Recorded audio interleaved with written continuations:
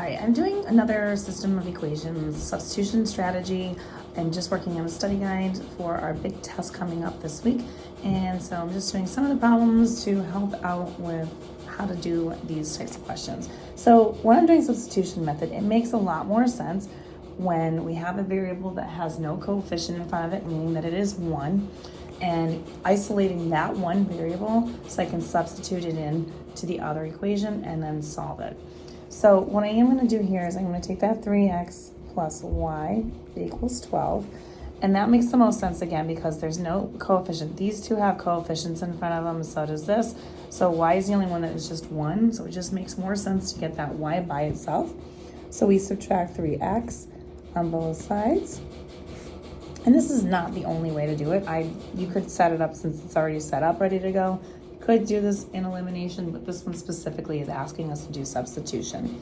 So when I get this, you have y all by itself now equal to negative 3x plus 12.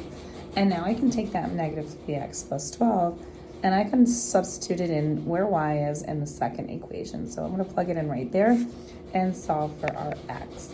So we're going to plug in, this is 3 times everything that you see right there, negative 3x plus 12, and then we have it equal to 1.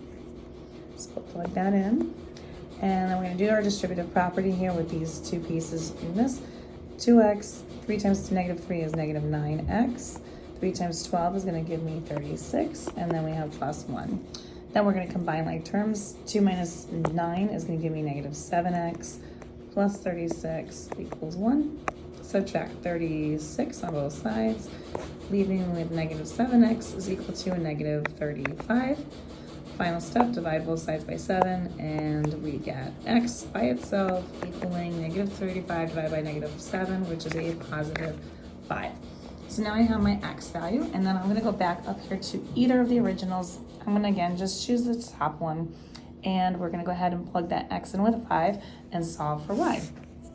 So we're going to do 3 times our x we just said was 5, and then the rest of that equation was plus y equals 12.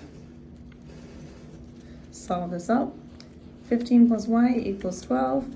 Subtract 15 on both sides, and we're going to end up with a y being equal to negative 3. And so my finalized answer here should be written in coordinate form, a positive 5, comma, negative 3. And this is my finalized answer. And again, we should always make sure we go back to the original problems that we were given, make sure that the x and the y, when substituted into each equation, makes them true. And when you've done that, you know you've got the right answer. If you want more questions like this, you can find them on my YouTube channel. You want Algebra, check them out under the Systems of Equations section.